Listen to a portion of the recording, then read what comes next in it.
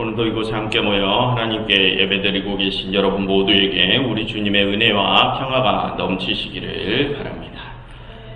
지난주부터 우리는 창세기에 소개된 원역사 부분 중에서 결론부를 살펴보고 있습니다. 원역사의 결론부는 이 세상의 창조와 이스라엘의 역사를 이어주는 다리의 역할을 한다고 했습니다. 그래서 이 원역사의 결론부는 여러 족보 이야기들이 주된 내용이라고 했습니다. 지난주 이야기 역시 노아의 족보를 소개하는 내용이었습니다. 그런데 그 노아의 족보 이야기 속에 노아의 아들들이 복과 저주를 받는 이야기가 들어 있었습니다. 여러분, 그 뜻이 무엇이라고 했습니까? 노아의 족보 속에는 하나님께서 주시는 복과 저주, 죄의 저주가 함께 공존한다는 뜻이었습니다. 그처럼 창세 이후의 세상에서는 하나님의 생명의 힘과 죄와 사망의 힘, 하나님의 역사하심과 사람들의 불순종이라는 이런 대결 구도가 선대에서 후대로 계속해서 이어집니다. 오늘의 본문에서 역시 우리는 그러한 대결 구도를 찾아볼 수 있습니다. 그럼 바로 오늘의 본문으로 들어가 보겠습니다. 여러분, 먼저 오늘의 본문의 구조를 살펴보도록 하겠습니다. 여러분, 본문을 보시면 1절은 오늘의 본문이 노아의 아들들의 족보를 소개하는 본문임을 알려줍니다. 그리고 2절부터는 노아의 아들들의 족보가 본격적으로 소개됩니다. 이 족보는 첫째인 셈부터 소개되는 것이 아니라 막내인 야벳부터 소개가 됩니다. 그리고 그 분량을 보시면 2절부터 5절까지는 야벳의 족보, 6절부터 20절까지는 함의 족보, 21절부터 31절까지가 셈의 족보입니다. 그리고 중간에 함의 족보가 가장 많은 부분을 차지하고 그 다음에 셈의 족보가 그 다음 분량으로 차지하고 마지막으로는 야벳 족보 순으로 분량이 할애되어 있습니다. 그 중에 야벳의 족보는 불과 4절밖에 되지 않습니다. 그 분량에서부터 우리가 눈치를 챌 수 있듯이 오늘의 본문을 기록한 저자는 막내 야벳의 족보에는 별 관심이 없고 함과 셈의 족보에 관심이 쏠려 있다는 것을 우리가 알 수 있습니다. 여러분, 지난주에도 막내 야벳은 첫째인 셈의 장막에 거하는 복을 받지 않았습니까? 야벳 스스로 복을 받는 것이 아니라 셈을 통하여 복을 받는다고 기록되어 있었습니다. 그런 것들에서 알 수 있듯이 이 원역사를 기록한 이스라엘인들은 자신들 조상인 셈과 또 하나님께 반역을 하는 자들을 대표하는 가나안, 즉 함과 함에게 관심이 있을 뿐이지 블레셋의 조상인 야벳에게는 관심이 별로 없다는 것입니다. 그것을 기억하시면서 이제 본문의 주요 상황들을 살펴보도록 하겠습니다. 여러분, 일단 화면을 보십시오. 화면을 보시면 지도가 나와 있습니다. 야벳의 자손들의 이름은 이스라엘의 위쪽, 지금의 터키와 그리스가 속한 유럽의 지명들을 가리킵니다. 자세히 보이지 않더라도 저희 초록색 부분으로 쓰여진 부분이 지금 야벳의 자손들의 지역들입니다. 그리고 함의 자손들의 이름은 지금은 이집트와 에티오피아, 리비아가 속한 아프리카 지역 쪽의 지명들을 가리킵니다. 예전에 애굽 땅이었죠. 그리고 셈의 자손들의 이름은 주로 지금의 사우디아라비아와 이란이 속해 있는 중동 지역의 지명들을 가리킵니다. 즉 지금 오늘의 족보에서 셈과 함과 야벳의 자손들의 이름은 고대의 여러 나라들을 뜻한다는 것을 알 수 있습니다. 그런데 여러분, 오늘의 본문에서 소개하는 족보들을 보면 특이한 점이 있습니다. 그것은 오늘 소개되는 족보에는 이스라엘이라는 이름이 없다는 것입니다. 여러분, 지난주에 이스라엘을 상징하는 노아의 아들이 누구라고 했습니까? 셈이라고 했습니다. 그런데 여러분, 오늘 성경을 보십시오. 오늘 소개된 셈의 족보를 보시면 이스라엘이라는 이름을 찾아볼 수가 없습니다. 여러분, 오늘 소개되고 있는 여러 지명들은 실제로 이스라엘이 가나안 땅으로 들어가고 나서도 한참 뒤인 솔로몬의 시대와 바벨론 포로기의 지명들을 소개하고 있는 것입니다. 그때는 이스라엘이 하나의 국가로서 분명하게 존재하던 시대였습니다. 그럼 이 족보에는 이스라엘 자신들의 이름도 함께 들어 있었어야 했습니다. 그런데 지금 이 족보에서 이스라엘 자신들의 이름만 쏙 빠져 있다는 것은 그것에는 어떠한 의도가 숨어 있는 것입니다. 그리고 여러분들께서 가지고 계신 성경에서 11장을 한번 보십시오. 11장을 보시면 11장에는 어떤 내용이 나옵니까? 바벨탑 사건이 나오고 그 뒤에 또다시 셈의 족보가 다시 한 번 더 나옵니다. 그 족보에 가서야 이스라엘의 조상 아브라함에 대한 말이 나옵니다. 즉 11장에 가서야 이스라엘 자신들을 언급한다는 것입니다. 여러분 10장에 셈의 족보가 있는데도 불구하고 10장에서는 자신들 이스라엘에 관한 언급을 쏙 빼놓고 11장에 가서야 이스라엘 자신들의 이름을 언급한다는 것은 분명히 의도적인 것입니다. 그럼 여러분 왜 이 족보를 기록한 이스라엘은 10장에서 자신들의 이름을 쏙 빼낸 것일까요? 아직까지는 그 의도를 정확히는 알 수 없지만 그것은 뭔가 이 10장의 이야기와 이스라엘 자신들을 분리시키고자 하는 의도가 숨어 있는 것 같지는 않습니까? 이 10장의 메시지와 자신들 이스라엘은 관련이 없다는 것을 보여주고 싶어 한다는 것입니다. 그럼 여러분 10장에서 소개하는 족보의 의미가 무엇인데 이스라엘은 그것과 자신들을 분리시키고자 하는 것일까요? 그것을 지금부터 알아보도록 하겠습니다.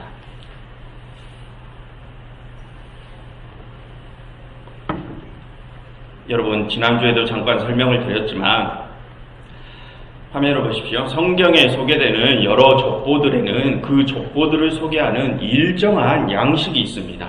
누가 누구를 낳고 몇 살을 살았고 몇 살에 죽었더라.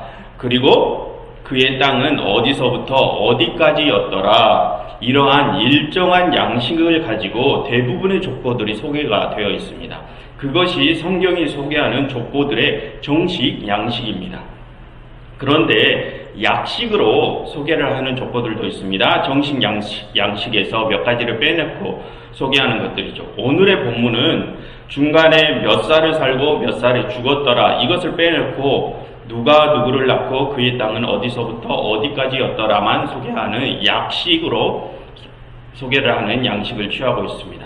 그런데 여기서 정식이냐 약식이냐 이런 것이 중요한 것이 아니고 여기서 중요한 것은 이것입니다. 정식이든 약식이든 그 족보들을 소개하는 기본 양식에서 벗어나서 뭔가가 더 첨가된 내용들이 있다면 그것을 우리는 눈여겨보아야 한다는 것입니다.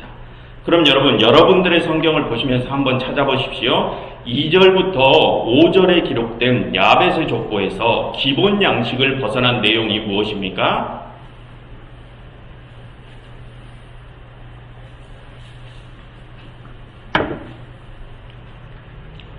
2절부터 4절까지에서는 기본 양식을 벗어난 내용이 없습니다. 그것은 2절부터 4절까지에서는 별 특이사항이 없다는 뜻이죠. 즉 저자는 2절부터 4절까지에서는 별다른 특별한 말을 하고 싶어 하지 않는다는 것입니다. 그럼 5절은 어떻습니까? 5절 기본 양식을 벗어난 말을 하고 있습니다. 여러분 그것은 저자가 지금 이 5절의 말을 특별하게 하고 싶다는 뜻입니다. 그럼 그 내용이 무엇입니까? 이들로부터 여러 나라 백성으로 나뉘었다. 각기 언어와 종족과 나라대로 나뉘었다. 라는 것을 말하고 싶은 것입니다. 즉, 이 야벳으로부터 바닷가에 사는 사람들, 즉 블레셋이죠. 주로 이스라엘 위쪽에 사는 사람들이 파상되어 나왔다는 것을 말하고 싶다는 것입니다. 여러분 그것은 다음에 나오는 함의 족보를 소개하는 마지막 구절과 셈의 족보 마지막 구절에서도 똑같은 말을 하고 있습니다. 셈과 함과 야벳, 오늘 소개하는 모든 족보들에서는 똑같이 그 말을 하고 있다는 것입니다. 그것은 이 족보를 기록한 저자가 말하고자 하는 중요한 메시지가 바로 그것이라는 것입니다. 화면을 보십시오. 셈과 함과 야벳으로부터 세상의 모든 민족과 나라와 언어가 파생되어 나왔다는 것입니다.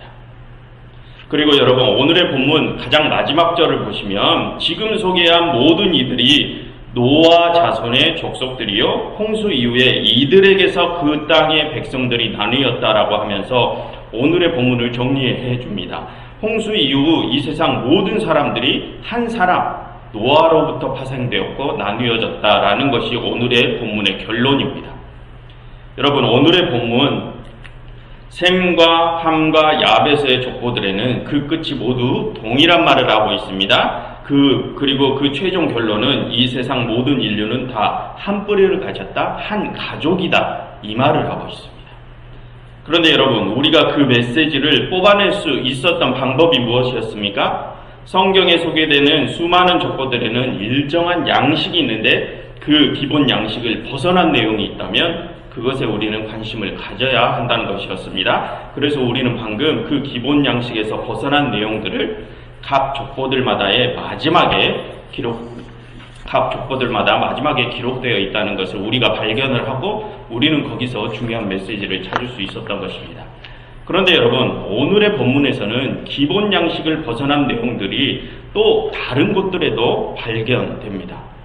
여러분, 이것은 저자가 이 본문에서 하고 싶은 말이 아직 더 남아있다는 뜻입니다. 그럼 저자가 이 본문을 통하여 무슨 말을 더 하고 싶어 하는지 다음 이야기를 살펴보겠습니다. 방금 야벳 족보에서는 마지막 구절 말고는 별다르게 특별한 사항을 찾아보지는 못했습니다. 그럼 다음 함과 셈의 족보를 살펴보실 텐데요. 여러분, 설교 초반에 살펴보셨던 것처럼 함의 족보는 그 분량이 오늘 본문 중에 가장 길었습니다. 그것은 저자가 오늘 본문 중에서 가장 관심을 기울이는 것이 바로 함의 족보라는 것입니다. 그래서 그 함의 족보는 가장 마지막에 조금 살펴보도록 하겠습니다. 먼저 셈의 족보를 살펴본 뒤에 마지막에 함의 족보를 살펴보겠습니다. 그럼 여러분, 이제는 셈의 족보 중에서 특이한 구절이 있는지를 한번 살펴보겠습니다.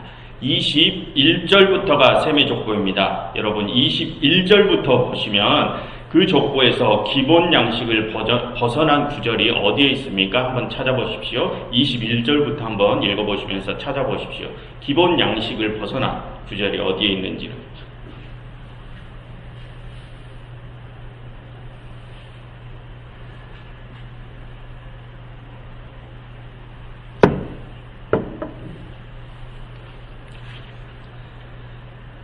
(21절부터) 살펴보시면서 기본 양식에서 벗어난 구절이 어디에 있는지를 한번 보십시오. 25절을 보십시오. 25절 화면을 보시면 됩니다. 그럼 25절이 무슨 내용입니까? 에벨이 두 아들을 낳았는데 그 하나의 이름을 벨렉이라고 지었다고 합니다. 그런데 그에 대한 부가 설명이 드렸죠. 기본 양식을 벗어난 내용입니다.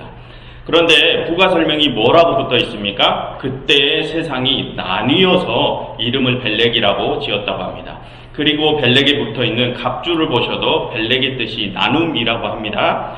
그럼 여러분, 여기서 저자가 특별하게 말하고 싶은 것이 무엇이라는 말입니까? 세상이 나뉘었음을 말하고 싶다는 것입니다. 그런데 여러분, 세상이 나뉘었다라는 특이사항은 좀 전에 이미 살펴보았습니다. 오늘 소개하는 셈과 함과 야벳의 족보들은 그 모두 끝이 그들로부터 모든 민족과 나라와 언어가 나뉘었다는 것을 말하고 있었습니다. 그리고 그 셈의 족보에 와서 그것을 강조를 합니다. 세상이 나뉘었다는 것을 강조합니다. 그리고 또 여러분, 잠시 함의 족보에 가서 18절을 보시면 거기서도 이후로 가나안 자손의 족속이 흩어져 나갔더라라고 기록되어 있습니다. 그것들에서 볼 수 있듯이 이 본문의 저자는 세상이 나뉘었다라는 것에도 관심이 있다는 것입니다. 그럼 여러분, 지금까지 우리는 두 가지의 특이사항을 알게 됐습니다.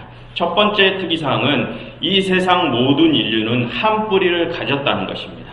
이 세상 모든 인류는 원래 한 가족이었다는 것입니다. 그리고 두 번째 특이사항은 세상이 나뉘었다라는 것입니다. 저자는 이 족보를 통하여 이 두 가지 특이사항을 말하고 싶은 것입니다. 그럼 이 두 가지 말고도 저자가 말하고 싶은 특이사항이 더 있을까요? 마지막 함의 족보를 살펴보면서 또 다른 특이사항이 있는지를 한번 살펴보겠습니다. 여러분, 6절을 보십시오.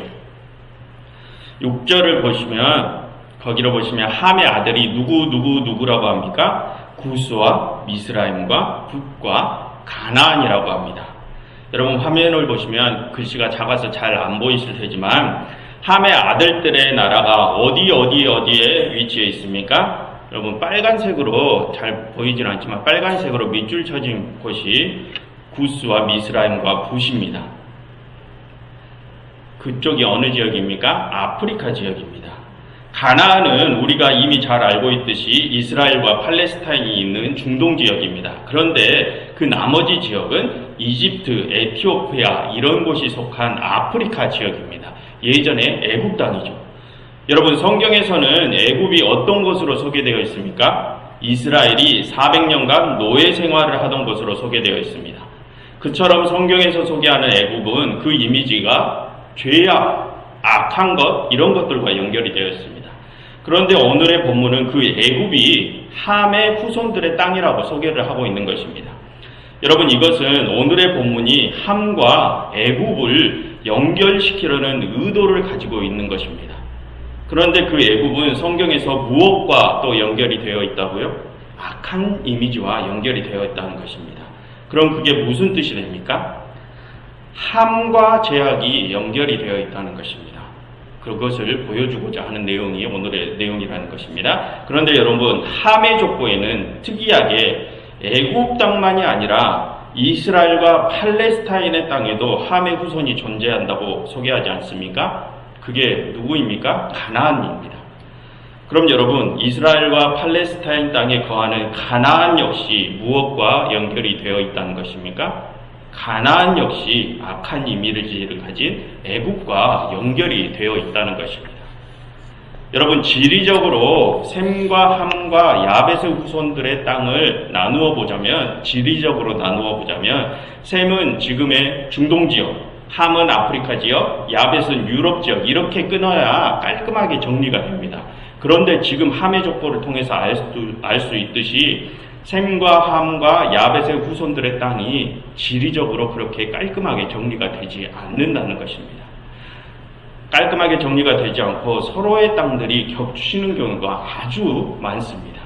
함의 후손들의 땅을 보더라도 아프리카를 넘어서 가나안 지역, 즉 지금의 이스라엘 지역까지 함의 후손들의 땅이 있음을 알 수 있습니다. 그럼 여러분 이게 어떤 의미일까요? 악의 힘이 이스라엘과 팔레스타인까지 손을 뻗치고 있다는 뜻입니다. 악의 힘이 셈과 야벳의 영토까지 영향을 미친다는 것입니다. 그렇게 악의 힘은 어느 한 곳에 정해져 있는 것이 아니라 모든 세상에 다 뻗쳐 있다는 것입니다. 그리고 여러분 우리가 또 살펴봐야 할 것이 있는데요. 여러분 다시 본문을 보십시오. 이제 다시 함의 족보 중에 또 다른 특이점이 있는지를 찾아보도록 하겠습니다. 정식 양식에서 벗어난 이야기가 있는지 한번 찾아보겠습니다. 여러분 8절부터 12절을 보십시오. 여기를 보시면 그 내용이 족보를 소개하는 기본 양식을 벗어나 있는 것을 알 수 있습니다. 그것은 저자가 이 부분을 중요하게 다루고 싶다는 것이겠죠. 그럼 그 내용이 무슨 내용입니까? 누구에 대해서 지금 말을 하고 있습니까? 니므롯에 대해서 말을 하고 있습니다. 그럼 그 니므롯이 어떤 자라고 합니까? 8절을 보십시오. 그는 세상의 첫 용사라고 합니다. 힘과 권력을 지닌 자라는 뜻입니다. 그리고 9절을 보시면 그가 용감한 사냥꾼이라고 합니다. 그리고 10절과 11절을 보시면 그의 나라는 신할과 바벨론으로부터 아수르와 니느웨까지라고 합니다. 그의 땅이. 여러분 여기에는 우리가 잘 알고 있는 이름들이 있지 않습니까? 어디입니까? 바벨론, 아수르, 니느웨 그런 것들입니다. 그럼 여러분 그 나라들이 어떤 나라들입니까? 이스라엘이 남유다와 북이스라엘로 갈라진 분열왕국 시대부터 바벨론 포로기가 끝날 때까지 당시 지중해 연안을 제패했던 가장 강력한 제국들입니다. 니느웨는 요나서에서 다루는 가장 강력한 제국이죠. 그리고 아수르는 북이스라엘을 멸망시킨 제국입니다. 그리고 바벨론은 우리가 너무도 잘 알고 있습니다. 남유다를 완전히 멸망시킨 제국이죠. 그럼 여러분 제국이라는 것이 무슨 뜻입니까? 군사적인 침략을 통해서 여러 나라를 거느리게 된 강력한 나라를 제국이라고 합니다. 그런데 그런 제국이 지금 누구로부터 나왔다고 합니까? 니므롯에서부터 비롯되었다고 합니다. 여러분 히브리어 니므롯이라는 단어의 어원을 살펴보면 함의 자손 어원을 살펴보면 그 뜻이 반역하다라는 의미에서 파생되어 나왔습니다.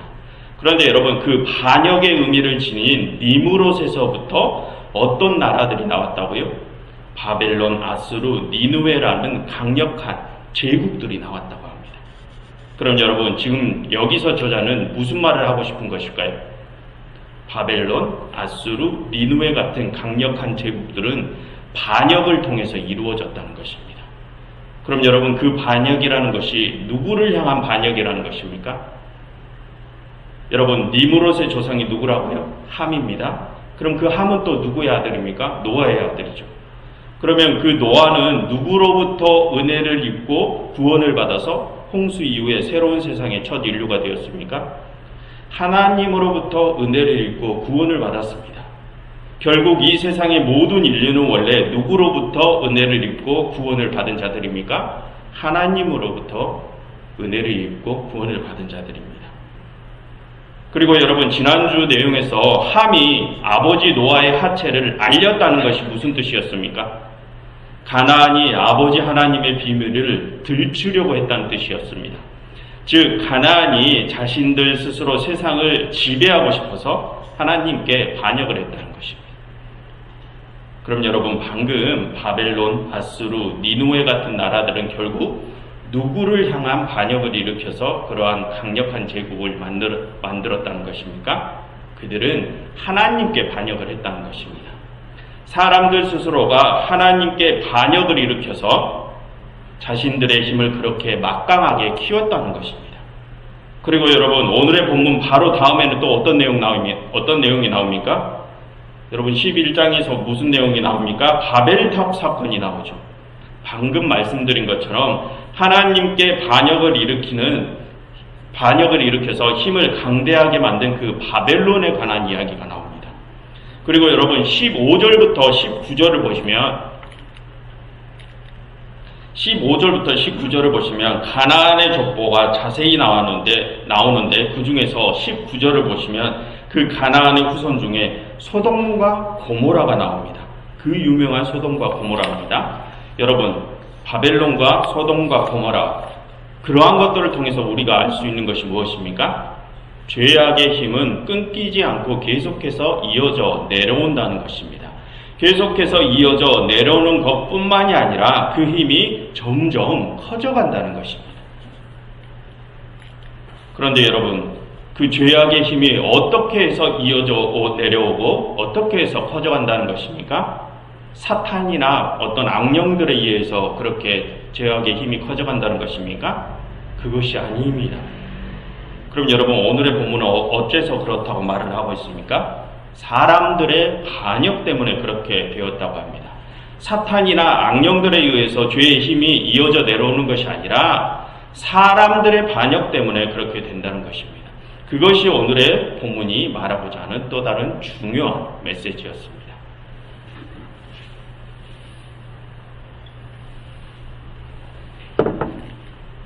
그럼 여러분, 이제 지금까지 살펴본 내용들을 종합해 보겠습니다. 화면을 보십시오. 오늘 본문에서 저자는 세 가지의 메시지를 말을 하고 있습니다. 첫 번째 메시지는 세상은 원래 한 뿌리를 가진 한 가족이었다는 것입니다. 그리고 두 번째 메시지는 원래 한 뿌리를 가진 인류가 각 나라와 민족과 언어로 나뉘어졌다는 것입니다. 그리고 마지막 메시지는 사람들이 자신들의 힘을 강력하게 키워서 하나님께 반역을 했다는 것입니다. 그럼 여러분, 이 세 가지 메시지를 하나로 종합해 보십시오. 그럼 어떤 의미가 됩니까? 여러분, 오늘 본문이 말하는 인류는 원래 한 뿌리를 가진 한 가족이었습니다. 그럼 그렇게 원래 한 가족이었던 인류는 누구의 은총을 입은 가족입니까? 하나님의 은총, 하나님의 복을 입은 인류 한 가족이었습니다. 그런데 그렇게 하나님의 은혜와 복을 입은 한 가족이 이제 뿔뿔이 흩어지게 됐다고 합니다. 왜 그렇게 되었다는 것입니까? 사람들이 하나님을 제치고 각자 자신들 스스로가 세상의 정상에 우뚝 서고 싶어서 그랬다는 것입니다. 그래서 사람들은 자신들만의 힘을 키우고 하나님께 반역을 일으킵니다. 그래서 원래는 하나였던 가족이 뿔뿔이 흩어졌다는 것입니다. 오늘의 본문을 통하여 저자가 말하고자 하는 것이 바로 그것입니다. 여러분, 이전에도 여러 번 말씀을 드렸습니다. 이 세상의 힘과 권력에 대하여 고대 근동 지역에서는 플라톤의 이원론적인 사고관을 가지고 있다고 했습니다. 그 이원론적인 세계관은 하늘이라는 이데아의 세계에서 이루어지는 일들과 이 땅이라는 실제 세계에서 이루어지는 일들이 서로 밀접한 관련이 있다고 생각하는 세계관이었습니다. 쉽게 말씀드리면 이 세상에서 이루어지는 일들은 하늘에서 이루어지는 일들의 그림자라고 생각을 했다는 것입니다. 그러니 당시 사람들은 지금 이 세상에서 이루어지는 악한 일들에 대해서 이 세상 사람들에게는 책임이 없다고 생각을 했습니다. 이 세상에서 일어나는 악한 일들에 대한 책임은 하늘의 신들에게 책임이 있지 이 땅은 사람들에게는 악에 대한 책임이 없다고 생각했다는 것입니다. 그러나 여러분, 오늘의 본문은 당시의 그러한 세계관에 정면으로 도전을 하는 것입니다. 오늘의 본문은 모든 인간관계와 그에 따른 정치적인 상황들은 인간 자신들에 의해서 결정된다고 말을 하고 있습니다. 여러분, 오늘의 본문에서는 원래 모든 인류가 한 가족이었다고 말을 하지 않습니까? 모든 나라와 민족은 서로 그렇게 긴밀하게 연결되어 있다는 뜻입니다. 그런데 그런 밀착 관계 속에서는 서로의 이해관계 때문에 마찰이 생기게 되는 것은 불가피하죠. 그 마찰은 각자의 욕심 때문에 심한 죄악으로 이제 발전을 합니다. 그로 인해 서로가 서로를 정복하고 그 정복을 위하여 힘을 키우고 그런 악순환이 계속 일어납니다. 사람들의 욕심 때문에. 오늘의 본문은 그것이 원래 하나였던 세상을 분리하는 직접적인 이유라고 말을 하고 있습니다. 그것은 하늘의 신들에게 책임이 있는 것이 아니라 사람들 자신에게 책임이 있다는 것입니다. 여러분, 우리는 보통 그렇게 생각하지 않습니까? 이 세상에 왜 이렇게 죄악이 관영하나? 하나님께서는 도대체 뭐 하시나? 우리들의 생각이에요. 우리들의 변명이라는 것입니다. 성경은 그거는 너희들의 책임이라고 말을 하는 것입니다. 여러분, 성경이 제시하는 그런 제안은 당시의 세계관으로 보자면 충격적인 도전이었습니다. 여러분, 방금 말씀드렸듯이 당시 사람들은 이 세상에서 일어나는 죄악에 대해서는 그 이유가 하늘에 있다고 생각했습니다. 그것을 반대로 생각하면 내가 죄악을 저지르고도 그 죄악에 대한 책임은 자신에게 있는 것이 아니라 다른 데서 있다고 생각을 했다는 것입니다. 내가 저놈을 쳐 죽였는데 저놈이 나한테 맞아 죽은 것이 하늘의 뜻이라고 생각을 했다는 것입니다. 그렇게 자신의 잘못과 죄악에 대한 책임을 쉽게 회피해버렸습니다. 그런데 오늘의 본문은 말합니다. 그 죄악은 너희 자신들 때문에 생긴 것이다 라고요. 여러분, 그러한 것들을 생각해 보시면 여러분, 이스라엘이 자신들의 이름을 왜 오늘의 본문에서 빼내었는지 이해가 되십니까? 하나님의 자녀들은 그렇지 않는다는 것입니다. 그렇게 자신들이 죄악을 저지르고도 그 이유를 다른 데서 찾는 이들은 하나님의 자녀들이 아니라는 것입니다. 하나님의 뜻을 떠나서 자신들의 뜻대로 사는 자들이라야 죄악을 저지르고 그러 자신의 잘못을 회피하려고 하는 것이지, 그렇게 죄악과 관련된 일들을 하는 자들은 하나님의 자녀들과 관련이 없다는 것입니다. 여러분, 오늘의 본문은 말합니다. 모든 인류는 하나님의 은혜 아래서 원래 하나였다고 합니다. 모든 인류는 그렇게 하나님의 은혜와 복 안에서 하나로 살게끔 부름을 받은 존재들입니다. 그러나 나 자신의 이기심과 욕심으로 인해서 이제 우리는 하나님의 은혜의 경계선을 넘어섭니다. 그리고 나 스스로 힘을 키우고 싶어 합니다. 그래서 내 스스로 세력을 키우기 위하여 점점 타인을 짓밟고 그 위에 서려고 합니다. 그렇게 세상은 점점 흩어지고 나뉘어집니다. 이제 세상은 서로가 서로를 대적합니다. 그리고 그렇게 서로가 서로를 대적하고 서로를 정복하는 것에 대한 책임도 회피하려고 합니다. 나의 죄악에 대하여 정당성을 만들려고 하고 이제 죄악에 대하여 아무런 거리낌도 없어져 버린 것입니다. 하지만 여러분, 오늘의 본문은 말합니다. 그것은 하나님에 대한 반역이라고 말합니다. 여러분, 내가 내 뜻대로 살고자 하는 것, 그것을 위해서 내 스스로 힘을 키우고 싶어 하는 것, 그것 때문에 타인과 나를 분리하고 타인을 대적 관계로 만들고 그들과 경쟁과 다툼을 벌이는 것.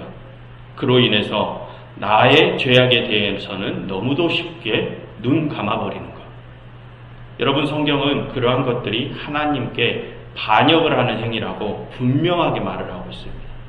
그러한 것들은 하나님의 자녀와 전혀 상관이 없는 행위들이라고 합니다.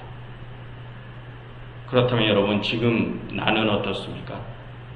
나는 지금 하나님의 자녀입니까? 아니면 하나님께 반역을 하는 자입니까?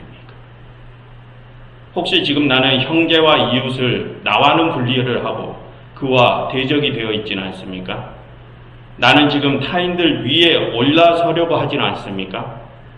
그것을 위해서 타인을 누르고 올라서려는 것을 당연하다고 생각하지 않습니까? 그리고 지금 나는 나의 죄악에 대해서, 나의 잘못에 대하여 자꾸 정당화를 하려고 하거나 자꾸 남에게 그의 책임을 넘기려고 하지는 않습니까? 만약 내 모습 중에 이 중에 하나라도 걸리는 것이 있다면 나는 하나님께 반역을 하는 자입니다. 그는 하나님의 복과 은총을 무시하고 스스로 죄악의 종이 되려는 자입니다. 여러분, 이 원역사는 분명하게 말하고 있습니다. 이 세상은 하나님의 생명의 힘과 죄악의 저주의 힘이 대립하는 세상이라고 말을 하고 있습니다.